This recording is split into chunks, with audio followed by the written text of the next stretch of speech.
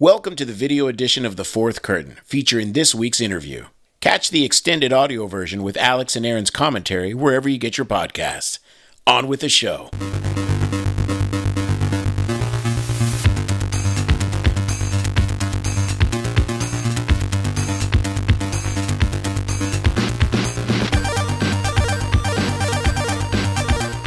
Hello, friends, and welcome to the Fourth Curtain podcast. Today, I am so happy that we are chatting with friend and creative powerhouse Christian Cantamessa.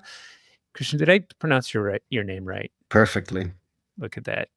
Christian is the founder and CEO of Day for Night Studios and has a long history in the industry as a writer and a designer. Notably, Christian was the lead designer and writer of one of the greatest games of all time, Red Dead Redemption.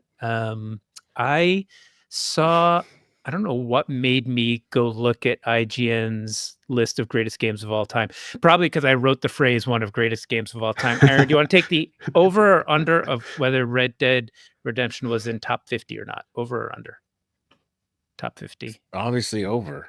Yes. I mean, over. under. I wouldn't have asked it, I guess, if it was under. It was in the top three. It was 100. Just barely. 100.5. I think it was exactly right next to Halo.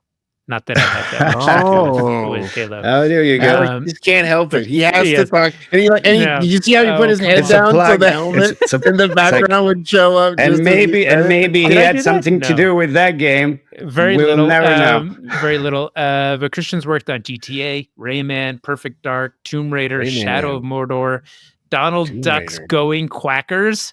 I didn't know Donald this Duck. about you, Christian. Yeah. I Top think of we the had list. the whole episode on that. He's also a writer and director of the 2015 feature film Air. And in his spare time, I don't know where you have any of that coming from, but he teaches screenwriting at USC. Christian, welcome to the program. Good to see you. How are you? Thank you. Good to see you. I'm doing fine. Thank you.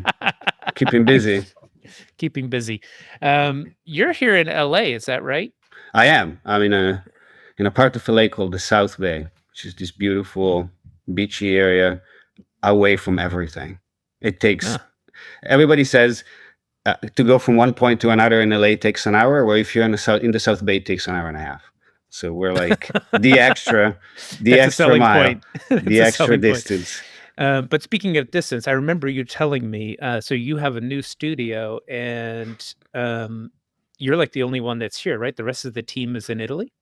Actually, I lost it prior to Grant Kirkhope, who's now our second team member here in LA. Grant is our composer of rare fame.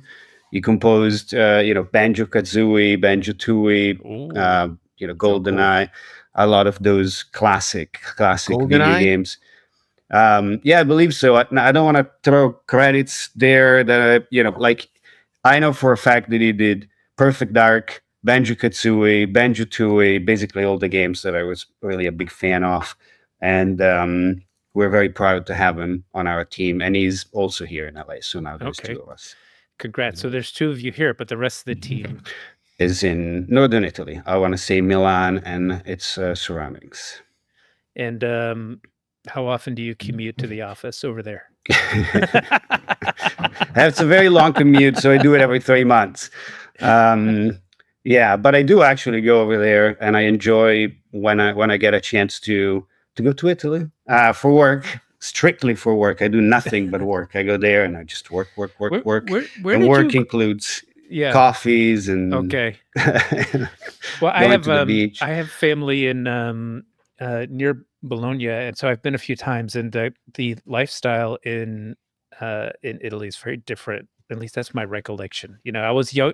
I was probably in my 20s the first time I went, and I was just struck by how enjoyable the pace and the different the values were.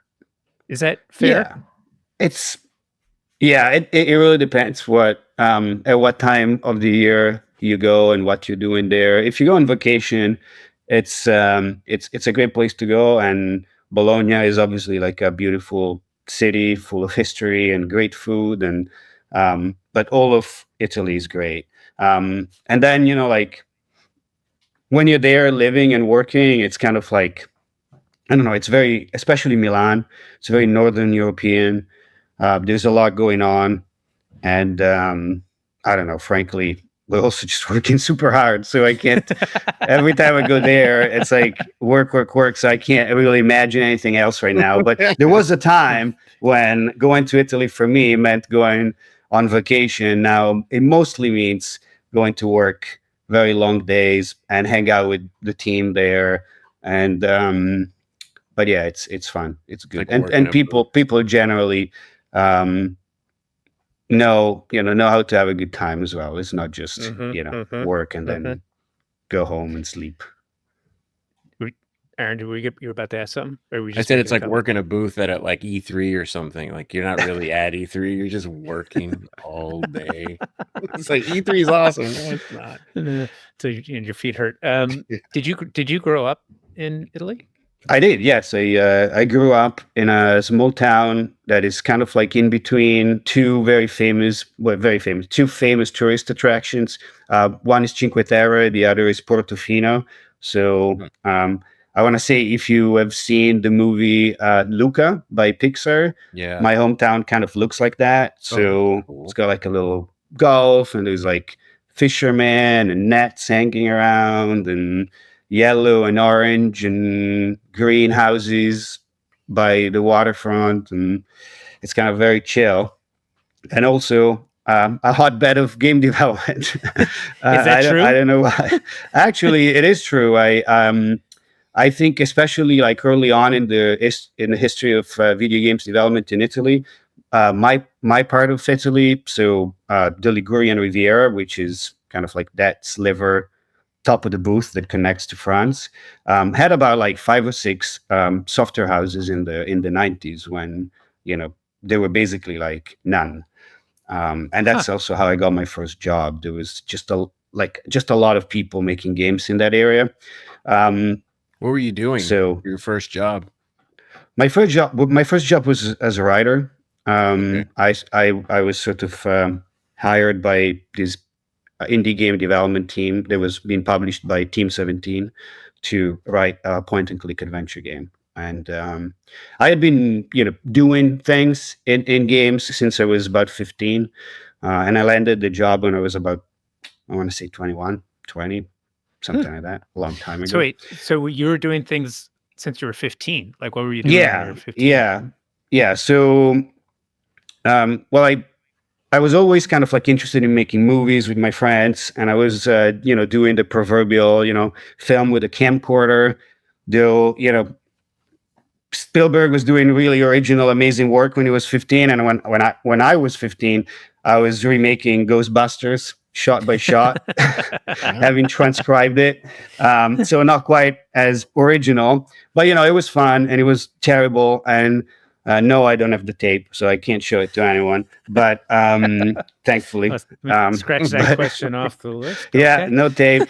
But like I was sort of like starting to like figure out what I wanted to do, and I was into theater. I was also acting in my school's plays. I was making these little movies, and I happened to play a game called The Secret of Monkey Island.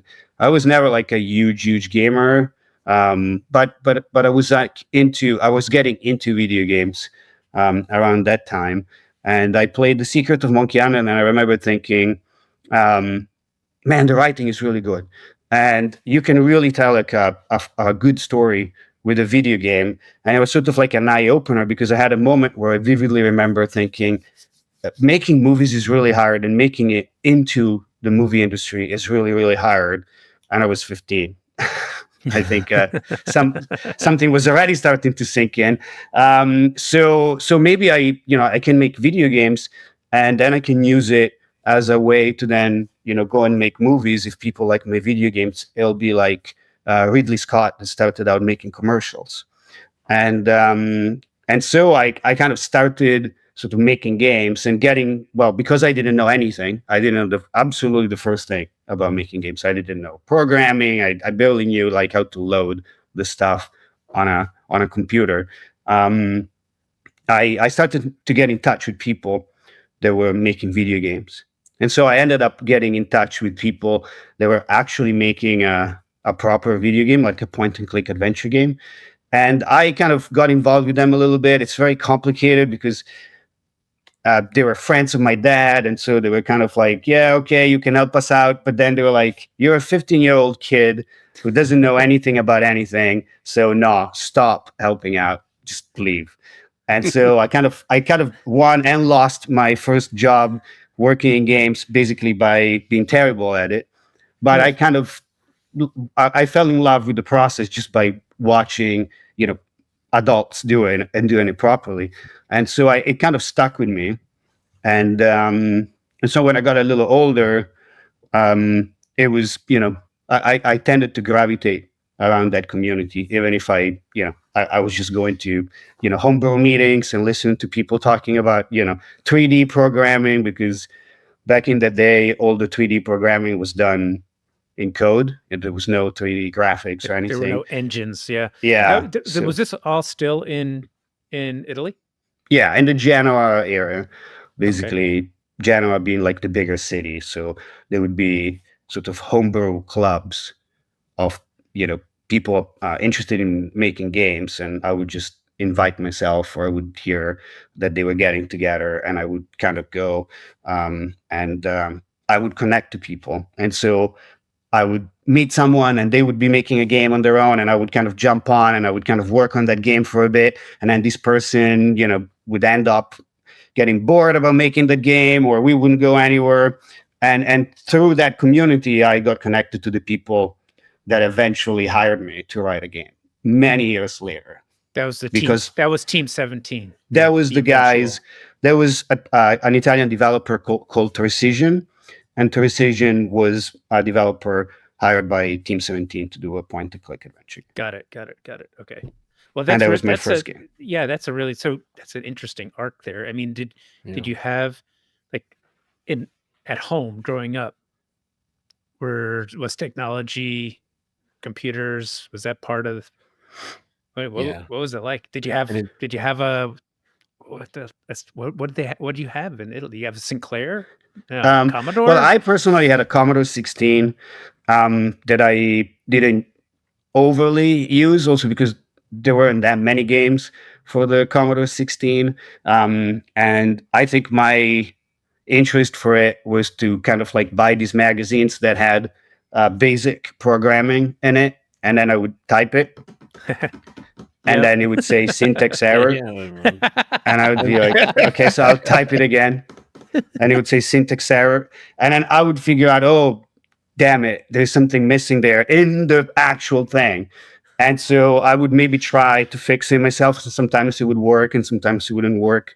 So that was my first experience with games and computing. So to just a lot of typing. It just involved a lot of typing.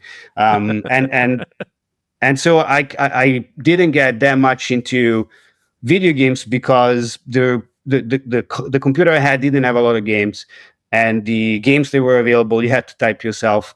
The Commodore 16 had some software like to draw sprites, for example, and so what I was doing more was using stuff like that, or the shoot 'em up construction kit, like a version of that. It wasn't called the shoot 'em up construction kit, but it was a version of that. And I was just making little things with it. Not even games. I was doing like little graphical things. And I was trying to figure out, even when I got it when I was 8, and I was trying to figure out, can I make a movie with this thing and maybe take photos of it. So I was kind of like always interested in computers to tell a story, not really like a programmer, though I had to fight with the computer to kind of get it to do anything. And then my second computer after that was, I always borrowed computers from like friends, or I had hands me down from like cousins and everything.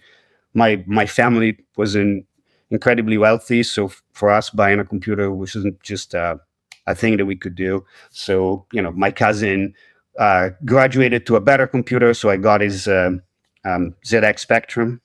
And Okay, there we go. ZX Spectrum. That's what I was. with that was the what I soft was keys and imagining. 4 Yeah. colors.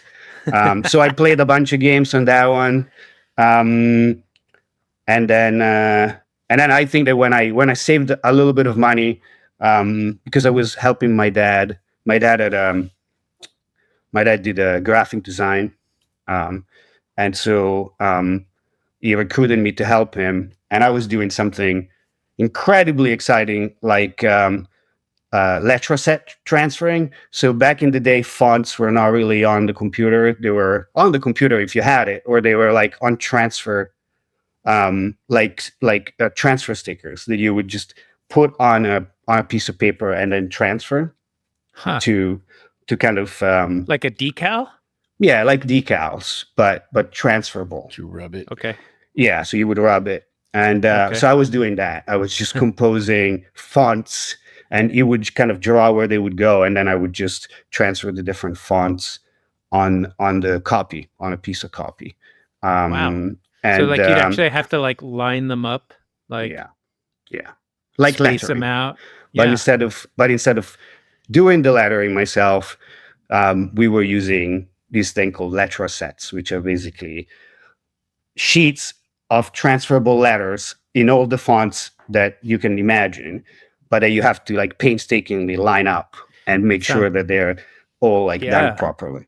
That's why I was doing. Very like you have to have a certain personality type to be able to do that, right? Or be very desperate to make some money to to buy stuff, which is what was my motivation. Though I learned a lot about like graphic design just by doing that, and the grids, and don't get off. Like you would see the grid in pencil. And so, like, even now, it's been very helpful for me for things like composition. Actually, that makes me think. I remember. Let me tell you like a quick little aside, and then ask you a question. Because I remember when I was at Disney for a while, and we had a designer there who came from Ubi, and I remember him handing me the suit. It was like a hint book, I think, for Super Mario Brothers, but it basically showed all the level layouts, and it was when I read it, like I read it, and it was a huge unlock for me because like I'd never done a like platformer game, and just looking at how everything was laid out, basically on a grid, was basically systematic design for a game system where you didn't, as a player, you didn't see the system, but when you look at this book, it's just so obviously everything is like height multiples and laid out, and it my mind kind of went black, and I'm curious if because when you say you learned graphic design and you still use some of that to this day, whether you had a similar like experience of like, oh, there's a whole system here. Yeah, well, there were certainly things that I learned. All these like really foundational building blocks, by the way, like even just working at Ubisoft, when I was in Ubisoft as a level designer and we were making Game Boy Color games, they're very much like what you described. They were like tile based. So they were just a grid where you have to put these tiles that are 8x8 pixels, and you can only have so many, and then you have sprites, and you can only have so many sprites. I think the Game Boy Color could only have 20 sprites, and I think you can only have 20 lined up, otherwise the system could crash. So like with all the platforms and everything that's on top, anything that moves that's on top of a layout, you could only have 20 of them in a line. If anything lined up and it was more than 20, the thing would crash, if I remember correctly. But so yeah, that sort of thinking was very helpful. And also stuff like learning, through my dad and working with my dad, I learned like how you separate colors to go to print. I had no idea that, you look at a photo and it's like so many colors, like thousands, if not millions. But really the printing process back in the day required the separation of the 4 key colors. You would have blue, yellow, or magenta, cyan, yellow, and black. CMYK. CMYK, yeah. And so like one of my job was also to kind of get these laminated separations and kind of like make sure that they matched, because there's like markers. And if they're just off just a little bit, then when you go to print, you'll see it.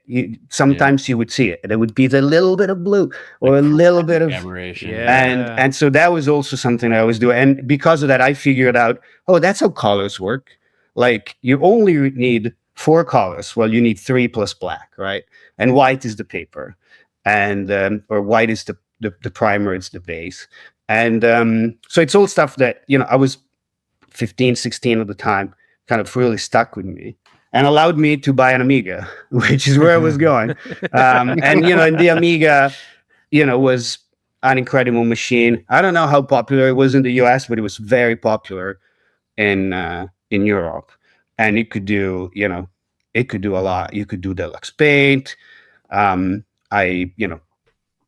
could do like little video stuff. So I used it a lot to do more of my home movies. I could get the video signal into like a gen lock and kind of do some video compositing with the Amiga, do like lightsabers and that sort of stuff. Yeah. And then the video game thing kind of kicked in. I was like, I'm done. That's all I'm doing. So is there any school in here, like, or are you just like apprentice? I went to high school, and then so high school in Italy, it's 5 years. It's 1 year longer than the US. So I graduated when I was 18, and then I did. I wanted to go to film school. I didn't have the money to go to film school. My dad was like, "No way in hell I'm paying for you to go anywhere. Go work, go work, pay for yourself." And so like I kind of like went and worked as a dishwasher for a year. Then I graduated to being a waiter for a year. And then I remember being fired because I was so bad at being a waiter. So they fired me. And then I think at the time I was like, I need to go and get the job as an office cleaner, because they go really early in the morning. So I'll go with the cleaning crew. I'll clean all these offices, and then I'll have all this time when we're done cleaning to kind of do my work and do my writing. And then, like you started at 4 a.m, and my interview was a day on the job. And so I never woke up. Like I never showed up. So I slept. I completely slept through. I woke up in a panic. I think it was 10 a.m. I called, and the receptionist said, "Oh yeah, they left word that if you ever called to tell you, never show up again." And I was like, "Okay, I don't think I'm gonna do that job." And I was kind of getting desperate. And then these people called me and said, "Do you wanna write a video game?" It literally went that way. I was like, yes. So or how did that happen? Did that happen because you spent your teenage years meeting people and going to all these?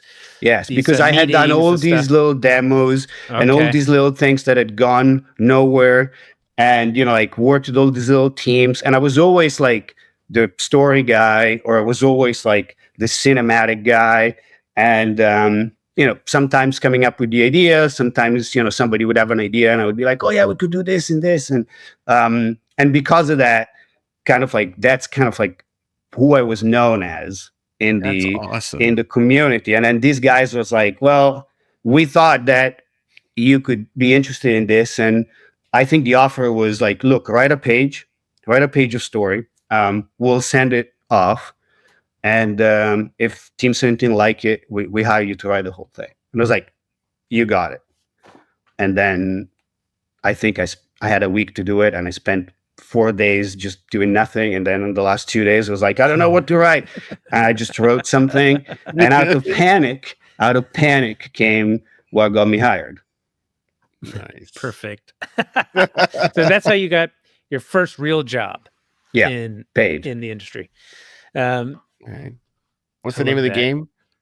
Do you remember? The game is called The Watchmaker, and it's a 3D point-and-click adventure game that is basically a rip-off of the X-Files, but in a medieval castle. And it came out many years later. I completed the game in 1998, and it came out in 2001 or 2002, like years later, because basically the company, Team 17, decided not to publish it because they got out of publishing for a while. They were making too much money, I guess, with Worms and Worms 2. So they got out of it. And then the company kind of went out of business. But then other people bought that company and the game. And then they were like, oh, there's this game here unfinished. Let's just release it. And all of a sudden, I'm like, oh, the game is coming out? I think somebody sent me a copy. I'm like, what? This is the game? So yeah, I'm sure it never happened to anyone, but must be my first. I must be the first to ever heard this. It is nice. I think it's nicer that way, where it's like you work on something and it seems like it fell apart or whatever, but then it actually came out. It's nicer for that to happen than it's a good feeling. You work on something and then it just goes away forever. Because that happens too. But so how old were you when you get this job? So that was 96. I was born in 76, so I was 20. Oh, hey. Okay, off to the races. And so from there, and actually, I know I mentioned it sort of in the intro of Donald Duck, mostly to contrast with the rest of the list, which is more kind of core experiences. But my recollection and this is also from my time at Disney, because we worked on like Epic Mickey, and Warren wanted to make a Donald Duck game, and he famously talks about his struggle with the publishing team there, specifically about Donald Duck. Why? Because the duck is like, Donald Duck is pretty popular in Europe, right? I know why. Yes. It's but pretty popular not as everywhere. much here, not as much in the U.S. I don't know, right? man. It seems it's popular everywhere, and they are very protective about Donald Duck. But I can tell you that, rightly so. Disney are very protective of their characters, and they have a very specific way of drawing them, and they want them done their way, even if they're on a Game Boy Color. And was that an Ubisoft game?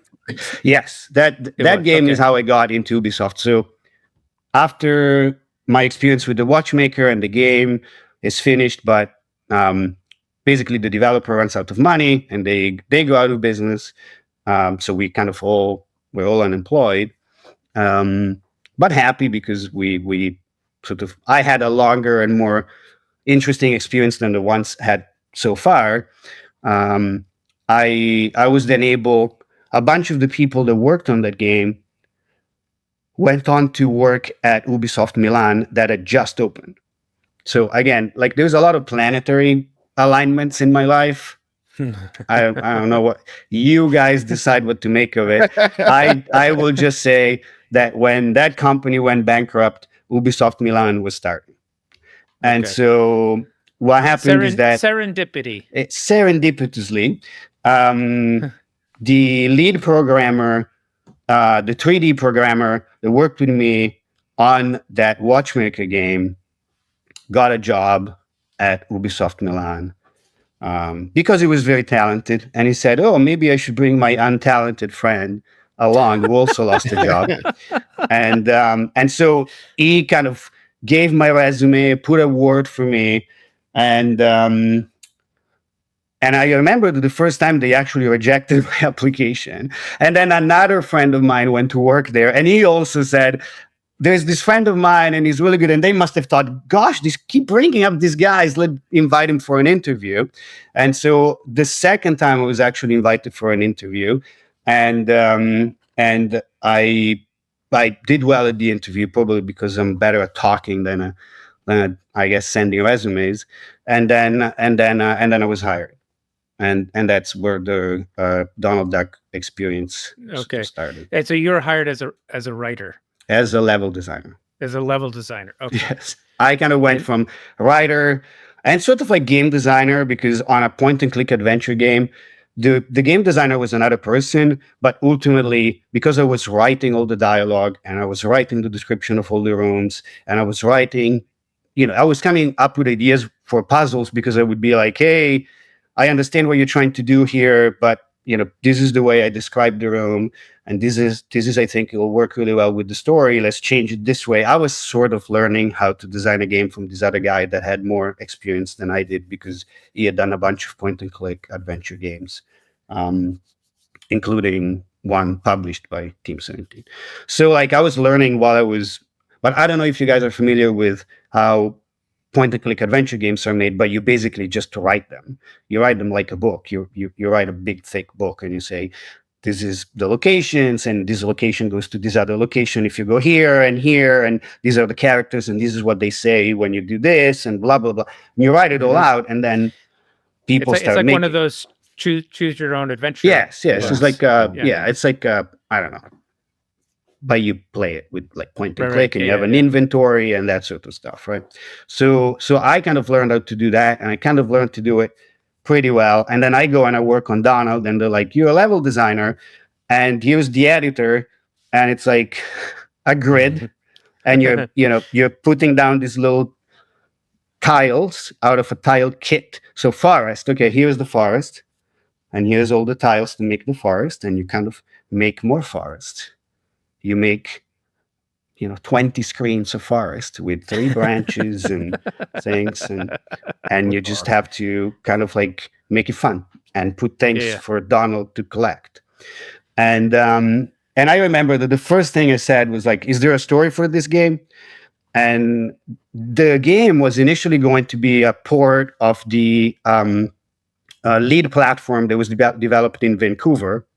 The bigger Donald Duck game done by famously the Assassin's Creed team.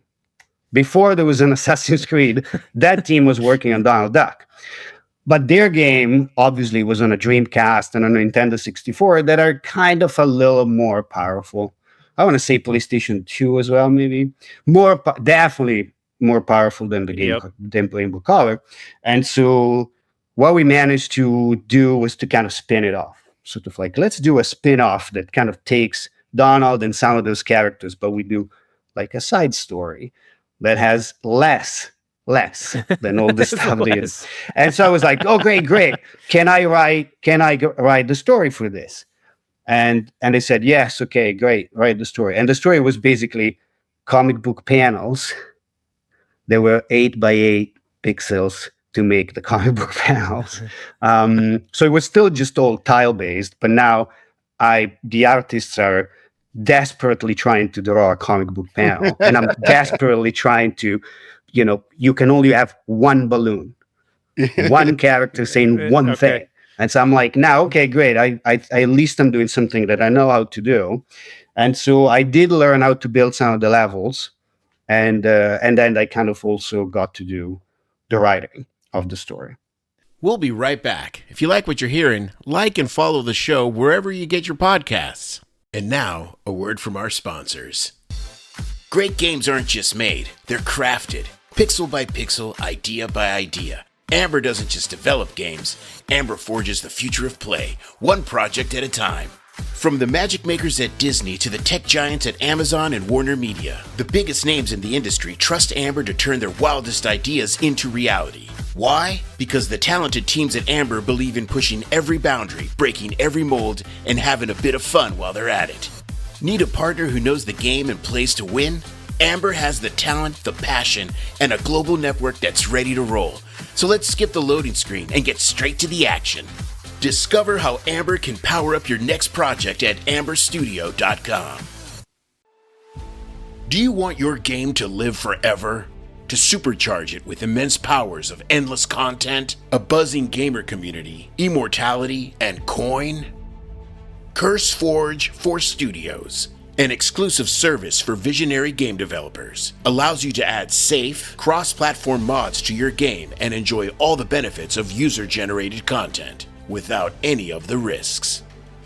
With CurseForge for Studios, you can harness the creativity of our 165,000 devoted creators and the traffic of 43 million monthly gamers. You can also level up with premium mods and grant your game new revenue streams. Trusted by AAA studios, CurseForge for Studios is an immortality potion for your game. Enter studios.curseforge.com and join the UGC era. Leveling up your game dev career but not sure where to start? Maybe you're trying to break into the industry, looking to connect with other people who are making games. Consider joining the International Game Developers Association, the IGDA, the world's largest nonprofit, member-driven professional association serving all individuals who create games. I was in the IGDA in Chicago, met a lot of people. Great way to network. The IGDA exists to support and empower game developers around the world in achieving fulfilling and sustainable careers. Discounts, Educational and advocacy-based resources, mentorship. and solidarity across 160-plus chapters. To join the IGDA, visit igda.org/membership and use the code IGDA 4th Curtain 15, no spaces there, To get 15% off 1- and 2-year memberships, as well as a student membership. Joining the IGDA is a great move for your career, and as a nonprofit supporting everyone making games, it's a great move for the whole community. Join today. Hey listeners, it's Alex from the Fourth Curtain. And Darren here, we want to give a quick shout out to the team at High Vibe PR. High Vibe PR is our boutique communications firm. They're all about companies and brands defining the future of gaming, entertainment, and culture. Look, when you're doing something big, you need the right people to help you tell your story. And High Vibe PR, they're the best at making it happen. Absolutely. They've helped us at Look North World level up our messaging, connect to the right audiences, and stay ahead of the curve in this ever-changing industry. So, if you're looking for a PR partner who gets gaming and entertainment like no one else, check them out at highvibepr.com. That's highvibepr.com. Go give them a look. You won't regret it. And now, back to the show. Do you think like working in an environment like that that's really constrained, like you have limits, like hard limits of what does that do you like that? Is that a good thing? Does it make you more creative, or is it like, give me the biggest canvas you can give me? I don't think I could have. I don't think I could have done anything in the industry if I wasn't exposed to that experience. Honestly, coming from like just writing for a point-and-click adventure game, I would have been useless, absolutely useless. But the idea that now I'm in an editor and I'm like actually building something myself, like writing an adventure game for me was very much like writing a book. Like I wrote a novel that you can, play. But I was not exposed to any of the tools to make it, because in those days there were no tools to make it. It was just code. It was all code. Yeah. There was somebody doing the code and somebody in 3D Studio Max doing the rooms, and they would show them and be like, "Hey, this is what it looks like," and it's like, "Great. Now I'm gonna do another one," and I'm like, "Yeah, I'm typing." So that would be the process. In Donald Duck, me and my colleagues are building it. Like somebody's playing what you've done. You're seeing you're putting your hands on the tools and the mechanics of like how this actually becomes a game. And so platform games became my favorite. I used to love adventure games because that's what I was playing and that's what my interest was. And then after working on Donald, I was surrounded by people that were also like consumers of a variety of games, but I was really exposed to them, to like all the great sort of platform games from Rare, like Banjo-Kazooie and, Conker's Bad Fur Day, which is one of my favorite platform games of all time. And, Rayman 2, Rayman and Rayman 2 on the Nintendo. I just fell in love with this sort of very primitive sort of action-adventure gameplay, but it had characters and story and rhythm and music and excitement, and you were like a lot more immersed into the storytelling. And once again, I was like, oh man, this is so much better than a point-and-click adventure game. Like, now look at this character, look at the things it can do, and there's all these other characters, and you were looking at something like Banjo on the Nintendo 64 or Mario, Super Mario 64, and it's like never before seen graphics like that. It was just like watching like a cartoon. Awesome. So, draw a couple of like through lines here from those early experiences to writing and directing a feature film. Yeah, I want to hear about that. And B, writing and designing a game like Red Dead. Like, Right. I want to hear about Well, that. What? There is a pit stop in between. How do you go from A to B? I guess it goes through. You go A to B and then to C, I guess. And then, what were those experiences like? So yeah, what came after? I guess Donald and you worked on Rayman as well, did you? Yes, I worked for a bit on a Rayman game called Rayman Arena in the US and Rayman M in Europe, but it was basically like a multiplayer Rayman game, which was also like really fun, and it got me to go to Paris and spend some time with the Ubisoft Paris team. But basically, the point of connection here between Donald and sort of my Ubisoft experience and the GTA and Rockstar experience is really just I guess like the contrast there between these two projects is really what I felt, working on Donald, working on Rayman. I felt like I was learning a lot. I was really like I said, my eyes were wide open, and I was surrounded by people that were like super talented game developers and super talented games players. And so like I was just loving it. And it was just the content that was like, I'm not cut for doing a great job on a Donald Duck game because it's just not who I am. I never intended myself to be a storyteller for children's stories. And so like I'm in my 20s, if you ask me now and I have a son now, maybe I would give you a different answer. But back in those days, I was like, this is not for me. I want to do edgier stuff. And so completely by coincidence, while I was like very conflicted about what I was doing, I found an article online. There was basically like a preview, like a very early preview on GTA 3. That was in development at the time. And I don't remember which online reviewer was talking about it, but the community was very concerned that the switch from top-down 2D 2.5D to full-on 3D wouldn't work. They were like, back in the day, there was some people were very excited, some people very critical. And I read the critical article, and I thought, I have to go work there. Like, I literally read the article, and they were like, this is going to be terrible. And I'm like, I have to go work there. So I finished reading it. But what was that reaction? What made you say that? Were you like, I need the challenge, or this guy's wrong, or this guy is crazy? Yeah, this article is completely wrong. This is going to be amazing, and I need to go work there. Okay. And so you were excited. Yeah. So I literally wrote my resume. This happened while I was at my desk at Ubisoft. So while people are walking around, and I'm there, doing my work, I rewrite my resume and I email it to DMA Design Limited in Scotland, which is back in the day, the company that was doing GTA. Literally like in an hour's span, I do that. And then I'm like, what did I do? They'll never consider me. What a stupid, I completely forgot about it.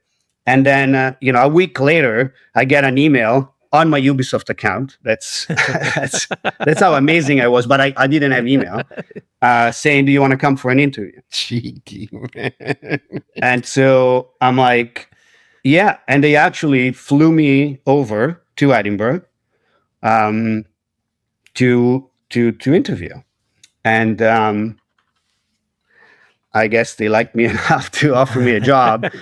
And how big was DMA then? How big? That was still like the David Jones era. Was David Jones still there? Was the end of the Dave Jones era and the beginning of the Leslie Benzes and Aaron Garbutt era. And so I want to say maybe a month before I joined, the last bastions of the Dave Johns era had left the company. So I don't know if you know any of the names. There's no point in mentioning it. But basically, like the old guard had left, and the new management had taken over with Andrew Semple as the studio manager. Leslie was the want to say director of development or something along those lines. Aaron Garbus was the art director of the company. Obi Vermey and Adam Fowler were the co-technical directors. So you end up joining the team at that point. Yes. So this is the last 6 months of GTA 3. So basically, I go there, and Leslie Benzies, the producer of GTA, sits me at a dev kit, PlayStation 2 dev kit, next to him, and he basically says, so your job now is to play the game and tell me everything that doesn't work, everything that you think can be done better, everything in the controls that's not, working the way it should. Look at the camera, look at the things, and just, basically QA plus. QA with an opinion. And so that's what I did. And instead of just filling in bug reports, I would just write things and I would go to him. So if it's a bug, sure, I can put it into whatever. We didn't have a database; it was an Excel spreadsheet. But if it's not a bug, like if it's like something that I thought could be different or I didn't like or something, I would just write it down and go and discuss it with him. And actually, that mechanism became how we did Manhunt, how we did Red Dead. Like that producer-designer relationship actually started at that moment in time, because then he was kind of like starting to see and starting to like some of the things I was saying, and he kind of put enough trust in me to then make me the lead designer of Manhunt. And so Manhunt came after the last 6 months. So I did 6 months in GTA, and then I became the lead designer of Manhunt. I also wrote that game, and again, Leslie produced it. So we kind of replicated that formula. So two questions here. One, sounds like you went from a level designer on a GBA game, kind of like to kind of doing this sort of side pocket QA thing on GTA, to being the lead designer of the next Rockstar title. Yeah. Basically, I went from like Donald Duck to GTA 3, which was, again, like I sat there, I started playing the game, and I was like, what the hell is happening to my life right now? It was like, I don't know if you remember, I will forever remember the first time I played GTA 3. It's like seared in my memory when you get out of that van and you get in the car and Abel says, I can't drive. My hands are all busted up. You drive. And I'm like, huh? What do you mean you drive? And then you just drive. And then you park the car and it goes in and says, come back. And you're like, come back, what? And now, like, the whole city, you can take any car, you can go anywhere. And it just changed my idea of what a video game could be. And that was like another experience. Yeah, my second sort of question was like, so you get there and you're doing what you described on GTA 3. And at that time, like, set us straight on some context here. My recollection is there's no comp. There's nothing else out that you really can go look at. Well, these guys did it this way, so maybe we should try it like that. It's like, no. I mean, I think that for us working on it, the comps really were like The Legend of Zelda, in terms of just free roaming, but it had all the loading times and it had all like the doors to the dungeons and the things. But that sort of sense of adventure came from The Legend of Zelda. And then, that's kind of it. And the first games, like the GTA 1 and GTA 2, in terms of just being able to drive around the city top down and get any car. But, that sense of being there with the camera behind the character in that sort of free roaming mode, that was, and then the music, the radio stations, the emergent gameplay, because the emergent gameplay was also something really new that even on the team, people were like, this is breaking everything. Are we sure Like there were level designers saying, you're supposed to use the sniper rifle in this mission. You're not supposed to park 3 cars in front of the gate and then the Mafia Don and his limo kind of smash into it repeatedly, and then you throw a grenade and you blow it up, which is how I passed the mission. So, you were supposed to snipe on the rooftop, and I never even found the sniper rifle. But I think that the leadership of that company was smart enough to go like, wait a minute, this is the game. Like, I don't know how we landed onto this, but now we need to kind of, sit down and really kind of expand on what we have and stop worrying, about the things that could potentially break. Yes. It. Yeah. Right. Embrace it. Yeah. So, okay. So, and then Manhunt. Yes. And then from Manhunt, San Andreas, where I kind of went back to just join the ranks of the team because it was a all hands on deck. So I went from being the lead designer on Manhunt and the lead writer, basically the writer with 2 other colleagues, to then just joining the team back in GTA San Andreas. And then from there, when the game was released, it was like, okay, there's an opportunity to go to San Diego and work on a Western game. Do you want to go? And was that your first? Yes. Was it your first time coming to the U.S.? Yeah, it was my first time. My very, very first time was for the interview for the job. So they flew me out. I went to San Diego from Scotland. It was like 40 degrees there, 80 degrees in San Diego. It's like the best and you're like, thing in I'm California. I'm like, who do I have to kill to get this job? And so, what was that project like compared to? I gotta imagine it was probably longer than other games that you worked on, like the development cycle. Yeah, considerably. It was 5.5 years. Bigger, 5.5 years. The team was bigger. 5.5 years. Wow. Yeah. That's a good. And how was that? Like, well, like I gotta imagine that experience. Like, was it different? Like the way that game was made, was it kind of the same, but it just longer and you spent more time polishing and attention to, or was it fundamentally different? Like, was it made a different way? I mean, it was a different team and a different kind of game, so it was kind of made in a similar way, but also in a different way. And part of the different way is the fact that there was a new engine being developed that we were using. There was a desire to do an open world game, but really the only person that had done an open world game at that company was me, coming from GTA 3 and San Andreas. So I was kind of like trying to, evangelize some ways of doing it, but also like wanting, because I'm young and stupid, to also try to do things my own way and be like, well, if that worked, maybe we can try this other thing and it'll work twice as well. And yeah.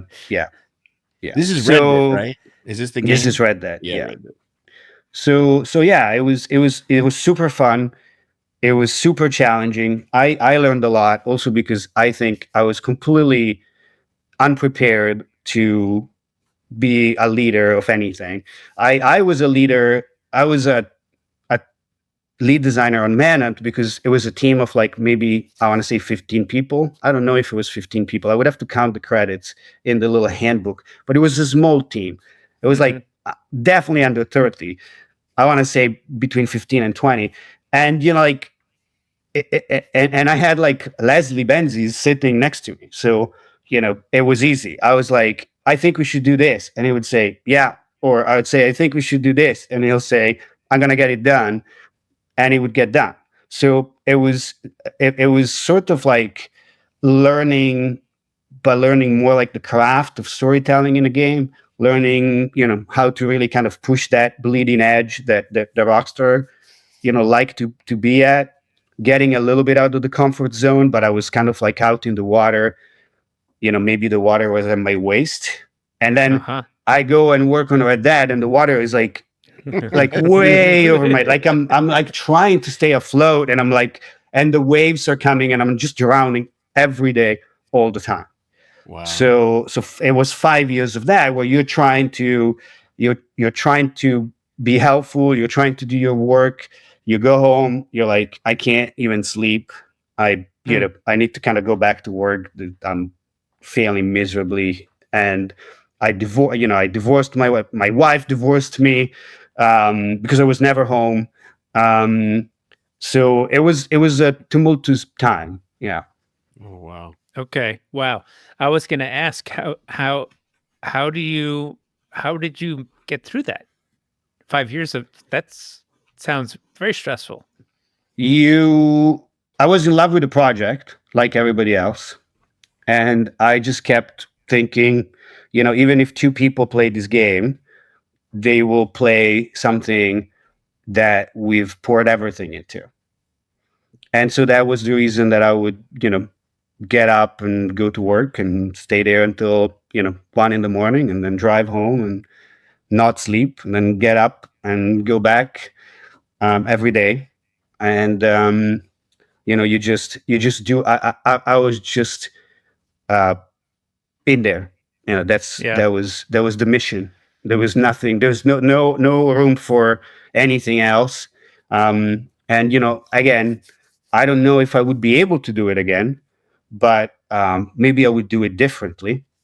But the one thing that I'm proud of is just that I did everything I could to make that game. I poured every idea I had, every desire that I had, everything personal that I felt I could bring to the table, and I think a lot of people did the same. Yeah. What was it that? All right, this is fascinating to me. Like, does that have to exist to be great? Yeah. That like all in, like, can you make something great without being sacrificing everything else?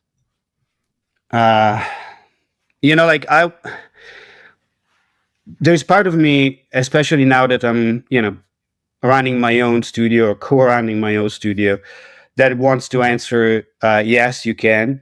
And there's part of me that says, but you still need to have that sort of blinding, flame burning inside that kind of pushes you to do it. And maybe if you're better and smarter, you can survive. You can have human relationships that are not just the people that sit next to your desk, and you can manage your time better. You can manage your budget better.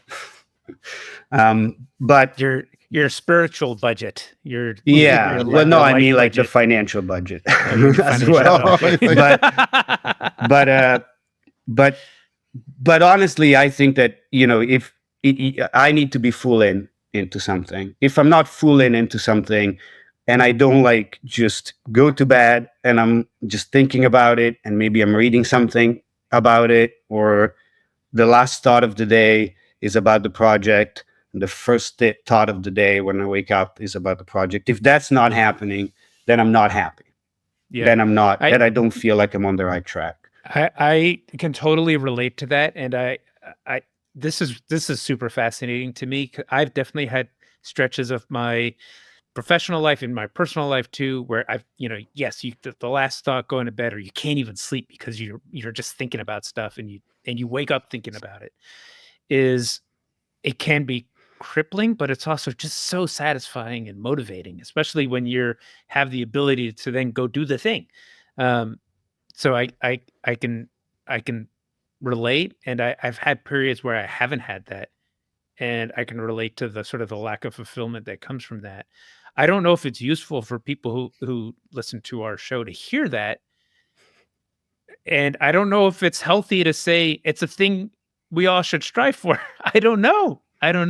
You want to say it. You need to. When you feel like there's definitely an element. I mean, I think you're saying this, Christian. There's an element of fulfillment to that, but it can also be sort of Damaging. myopically like consuming. It can be all Right. consuming. And yeah, you had personal issues with doing that.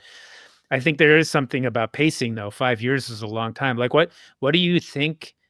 Like, why? Like, because you said the whole team was sort of like all in similarly. Yeah. What Well, was it? Was there something about that time, that place, the game, that was so it was a much? hugely ambitious game, and we kept coming up with ideas, and people kept saying, "Great, do it."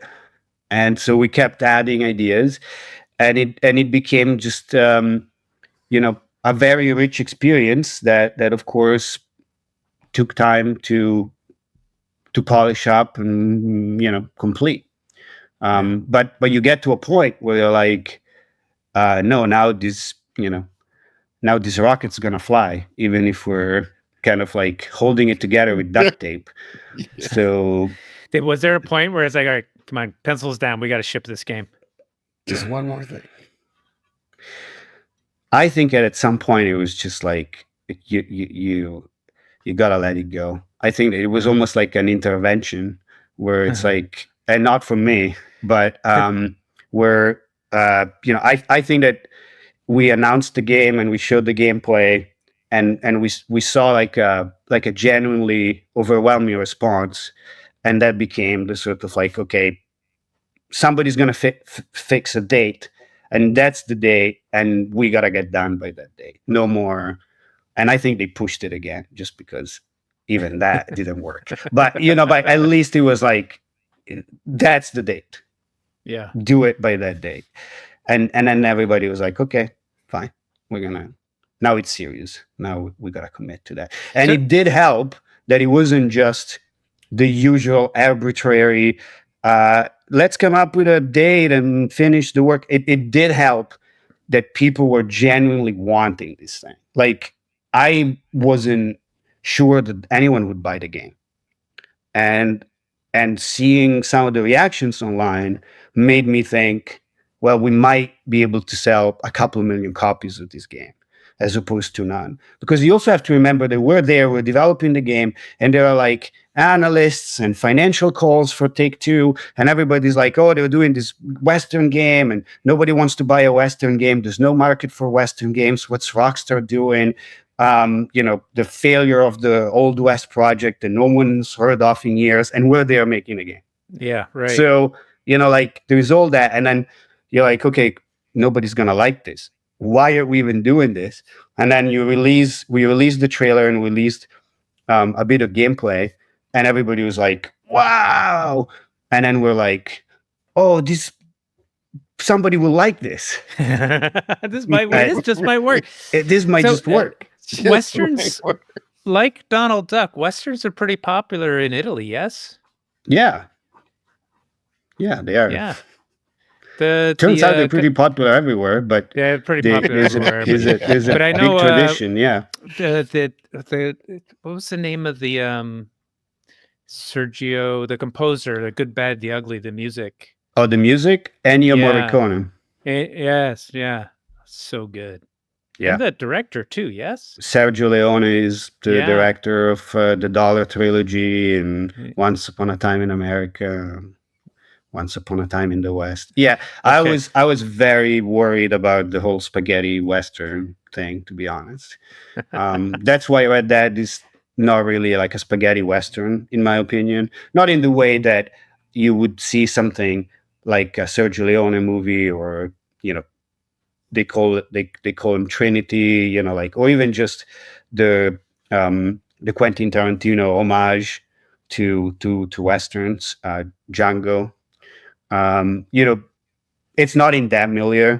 It's in the sort of like Sam Peckinpah milieu of the sort of like revisionist Western, if you will. Sort of like later story. All the spaghetti Westerns are, like in the heyday of the cowboy and sort of like the late 1800s, when there is a West to be found, right. There is a frontier.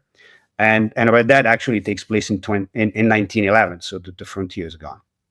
Yeah. It's kind of like Dances with the Wolves and these sort of stories that are more about the myth. They're like about the myth of the cowboy, and when that myth kind of hits, clashes against reality, and what does that do to you? So Fascinating. what did you do after it was everybody played it? Like on What the did I do? I quit my job. He dropped the microphone, is what he did. I quit my job and I was gone. I kind of stopped working for like a year or something. Is that when you made your film? That's when I was like, I'm done with games. I hate to say it, but that was the moment when I was like, that broke done. you. It broke you a little bit. It did, and it did not because of the company or anything. At Rockstar, they were like, great job. What do you want to do next? You don't have to do another. Like, they were very, they're a great company, and they were like very open to helping me do and fulfill my creative endeavors and ambitions. I just was done with games. Like, I needed something else, because I think that I had done games for a long time at that point, since '96. That game came out in 2011 and 2010, and I just needed to do something else. I was like, I wanted to be a filmmaker. I've never been given the opportunity to actually make a film, and it's time that I kind of go and chase that dream, which I tried to do with questionable you did results. You released the film, yes? I did, yes. Yeah, Air came out theatrically in the US, and it was a wonderful experience. It's certainly not like an Academy Award-winning masterpiece. In fact, that was the first script that I ever co-wrote with a friend of mine, who I also met, another writer that I met at Rockstar, Chris Passetto.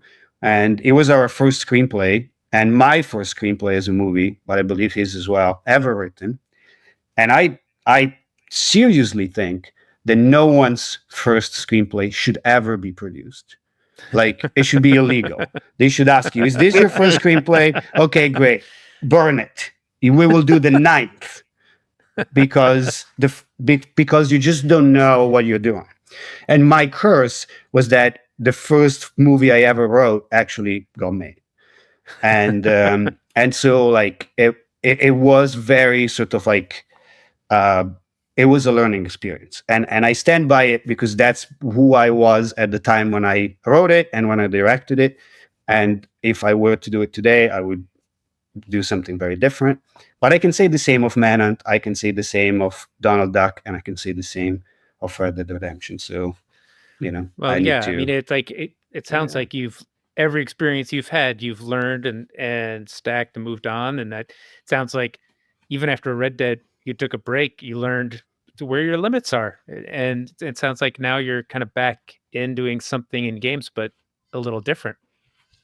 Yeah, well, I can't say anything about the game that I'm working on right now, but what I can say, well, first of all, I'm still kind of a little bit involved in film and television, in that I still kind of have a couple projects that I wrote that are now kind of like out there and will never get made. But it allowed me to actually write something better. Writing here allowed me to then actually write projects better that I'm more proud of than that are sitting on my desk, and that kind of allowed me to then start this company, because I don't think that without the experiences of working on Red Dead Redemption and Shadow of Mordor and the Crew and the other games that I worked on, plus working in linear media, I wrote a comic book, and I directed and wrote and directed there. I don't think I would have been able to work on this project, because it's very different, and it kind of like, in terms of like gameplay, I think my compadre Davide Soliani really is masterful at gameplay, we work together. We're like, we have an even split. It's not like he's the gameplay guy and I'm the story guy. We both do story. Both do gameplay. But he is an incredible talent, and you can see it in the games he's made. And what I can bring to the table every day, I realize I can only bring it to the table because of all the slaps in the face and missteps and broken legs. It's like, because I can see my wounds, I'm like, okay, been there. Like, Yeah. This is the way you do it. And so is this your first entrepreneurship journey? Yeah. And you're back in games. So And I'm back in games. Yeah. Yeah. And I'm back in games, and I'm happy to be back in games. That's the other thing, because you can't really quit games. Yeah, you can. You need to take a break. You Six can take a break. times. yeah, they come back. It's like a curse. I've tried so many times. All right. Well, so Christian, we've kept you long. I am really fascinated about what you are going to cook up next. Thrilled to have you on the entrepreneur side, with as big a canvas as you could possibly dream of, but with the limitations that you're probably saddled with because it's your own company. That is going to create some, I think, really interesting stuff for you. Very excited. Thank you. Yeah, certainly. We're gonna use our limitations, hopefully creatively. When are you going to announce your project? Do you have a time frame where you might announce? Still early. Still early. Hopefully soon, because we're dying to be able to at least say something about it. But we started the company in September of 2024. So for context, we're doing this in April of 2025. So not that long ago. Okay. Yeah, Well, like in that 4 time more frame, years. Aaron, how many games have we shipped? Probably like 15, or maybe 15, 36. 16. I don't You're know. like next level, man. Talk about not sleeping. Yeah. I've got too many jobs. It's good to have a partner, isn't it, Christian? It's good to have a partner. It's good to have a team. Yeah. It's always good. It's great to have a partner because friends. and working with a friend. I've known Davide for 25 years, and really just we can finish each other's sentences, and is just so great, because when I go to bed and it's 1 a.m. and I can't sleep, I know there is somebody there on Teams that's him, that is awake because of the time zone, who's there to kind of even just say, go to sleep, you moron. But it makes it just a little easier. 100%. And it's awesome. Yeah. Right on. All right. Well, thanks for hanging out with us. Great to see you. And we'll see you around. Thank you both. Yes. Cheers. Thank you for having me. Thank you for listening to the Fourth Curtain Podcast. Visit us at thefourthcurtain.com to find our monthly newsletter and support the show via Patreon. The Fourth Curtain Podcast is a production of Fourth Curtain Media. Lovingly edited by Bryen Hensley of Noise Floor Sound Solutions. Production support by May Lee, with community management by Doug Zartman and art production by Paul Russell. Thanks again for listening.